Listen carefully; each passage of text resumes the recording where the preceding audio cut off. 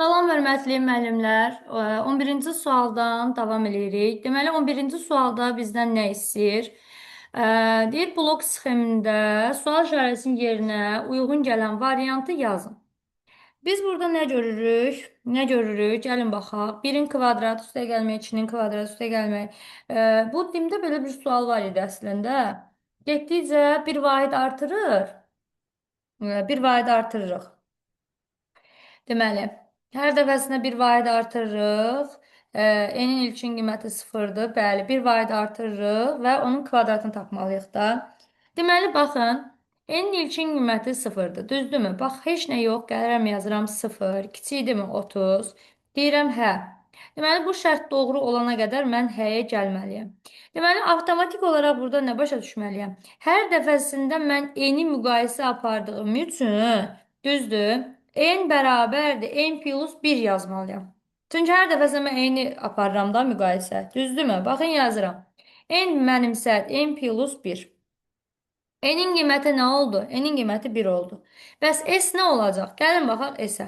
S-ə də baxıram ki, burada mənimsədilib kvadratları. Deməli, burada S-imiz üçün də nə əldə eləyəcəyik? Gəlin diqqətlə baxaq. Deyirəm ki, S-ə mənimsət. S-in ilkin qiyməti 0-dır. Mənə nə verməlidir? 1-in kvadratı. Deməli, N'in kvadratı. S plus N'in kvadratı. Düzdür. Əla. Yəni burada bunu bir dəfəyə başa düşməsək də nə yaza bilərik? Yaza bilərik S bərabərdir 1-in kvadratı. Yəni bu olduğunu bildik də. Düzdürmü? Əla. Yenidən qayıdırıq dövrə. 1 kiçikdirmi 30-dan? Deyirsiniz, hə. N'in qiyməti nədir? 1-dir də. Deyirəm, hə. Hə dediyim üçün n artıq nə olacaq? N 1 idi. 1-in üstünə 1 gələcəm. N'im olacaq 2. Bəs S nə olacaq? S olacaq. Baxın. S olacaq 1-in kvadratı üstə gəlmək 2-nin kvadratı. Deməli, buradan belə nəticəyə gəlir ki, S plus yenidən N'in kvadratı. Başa düşdünüz? Yəni, burada artıq olacaq 1 kvadrat üstə gəlmək 2-nin kvadratı. Növbəti dəfə 1 kvadrat üstə gəlmək 2-nin kvadratı üstə gəlmək 3-ün kvadratı. Deməli, belə bir nəticəyə gəlirik ki, elimdən asılı olduğu üçün bir vahid artmalıdır. S də hər dəfəsində N'in kvadratlarını toplamalıdır. Aydın oldu məncə. Deməli, buradan da S bərabərdir. S plus N'in kvadratı. S plus N'in kvadratı. Bəli, tamamilə doğrudur. Yəni, bunu belə də yazmaq olar. N vurmaq N də yazmaq olar. Doğru cavabımız A variantıdır. Sadə sualda əslində nəyi müəllimlər nəyi bilməlidir? Burada müqayisə apardığımız N'dir də, düzdür. N'i bir vahid artırmalısan hər dəfəsində ki, gələsən müqayisəni doğru aparasan. İki də burada verilən necə artır da, yəni məntiq, əslində informatikanın əlaqəsi yoxdur belə sualların, həmişə deyirəm, biraz məntiqli olsuq, əslində tapa bilərik. Gəldik, canımız gözümüz Excel sualı, baxırıq Excelimizə. Elektron cədvəl fraqmentində ambardakı məhsulun qiyməti və endirimin faizləri verilmişdir. Deməli, məhsulun qiyməti, endirim faizləri verilib. Bu verilənlərə əsasən Y2 xanasında endirim məbləğini hesablamaq üçün hansı düstur? Endirim məbləğini hesablamaq lazımdır. Deməli, baxın, gəlin birincini götürək. Gəlin birincidən yola çıxaq. Deməli, mən birinci tozsoğan. Tozsoğanın qiyməti nə qədərdir? Bir dənəsinin qiyməti 1230-dur, düzdür? Necə hesablayıram? 1200-ü 10-a vururam, 100-ə bölürəm. Endirim məbləği belə hesablanır da, yəni, düzdürmü? Vəssalam, vəssalam. Növbətisi necə olacaq? 1560-ı 15-ə vuracam, 100-ə böləcəm. Növbətisi necə olacaq? 1395-i 5-ə vuracam, 100-ə böləcəm. Növbətisi də o qaydada. Deməli, buradan mən belə bir nəticəyə gəlirəm ki, Y2 xanasında, mənə Y2 xanasındakı düsturu deyir də. Y2 xanasında olacaq düstur. S2 vurmaq D2 bölünsün 100. Belə bir cavab varmı? Bəli, doğru cavab D variantıdır. Yəni, keçən sualı bundan çətin idi. Bu daha asandır. Ümumiyyətlə, biz endirim məbləğini necə tapırıq? Ədədin faiz verib, ədəd verib və salam da, yəni. Başqa heç bir şey yoxdur orada. Keçən ilin ki, bundan daha çətin idi. 13-cü sualla davam edirəm. Deməli, informasiyanın xassələri, informasiya növü, informasiya proseslərini tapmalısan. Taktil, deməli, dat, bunlar bizdə əlbəttə ki, nədir? İnformasiya növləridir. Deməli, qeyd edirəm A və C. Tamlıq xassədir, aktuallıq xassədir, B və D. Emal da əlbəttə ki, prosesdir. Belə cavab varmı? Var. C variantı doğru cavabdır. Bəli. Əhsən bizə. 14-cü sualımızla davam edirik. Python sualları nədənsə çox rahatdır bu il. Keçən ilin sualları daha qəliz və çətin idi, deyərdim. Deməli, icrası zamanı girişə daxil edilmişdi. Baxın, input daxillədik, düzdürmü? Baxın, input daxillədik. Əla, super. Split nə iş görürdü? Splitin nə iş gördüyünü hamı bilir. Bəli.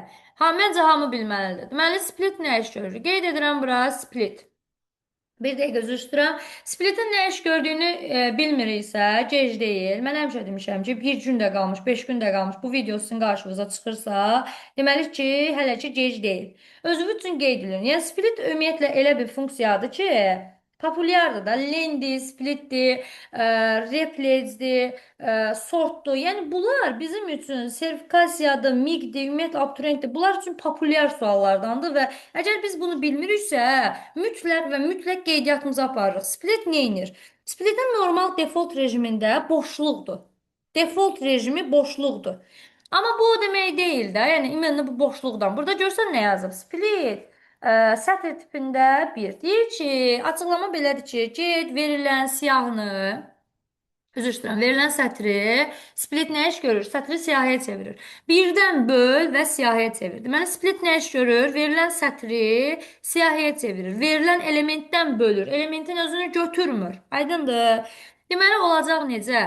23 dırnaqda, daha sonra dırnaq içində yenə də bir getdi o tərəfə. Deməli, olacaq nə? 4, 1 yoxdur. Düzdürmü? 52, düzdürmü yoldaşlar? Bəli, 33. 98. Nəyə çevirəcək? Siyahıya. Deməli, bir dəfə də deyirəm, tam diqqətli olaq burada, bir dəfə də deyirəm. Split, default rejimi necə oldu? Splitin default rejimi boşluqdan bölür. Burada da və yaxud da verilən elementdən. Bizə də verilib ki,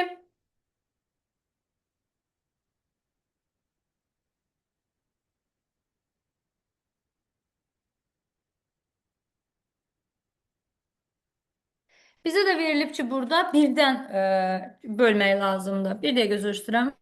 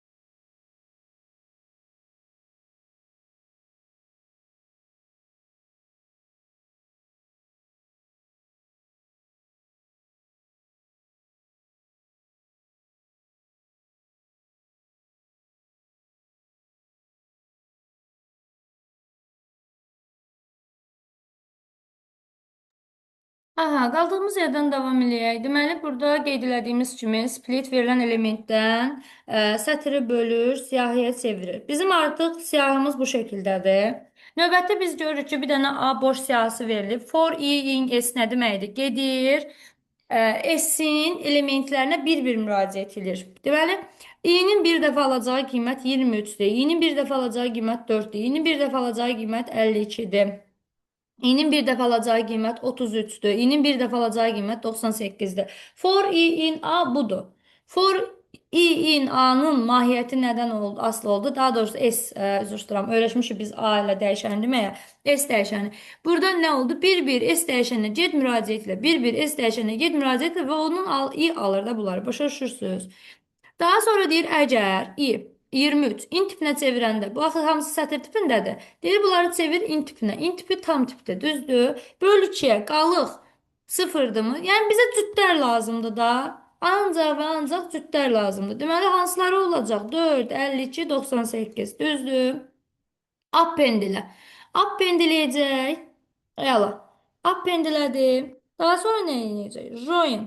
Verilən siyahını join nə edəcək? Əksinə sətrə çevirəcək. Deməli, verilən siyahını sətrə çevirəcək.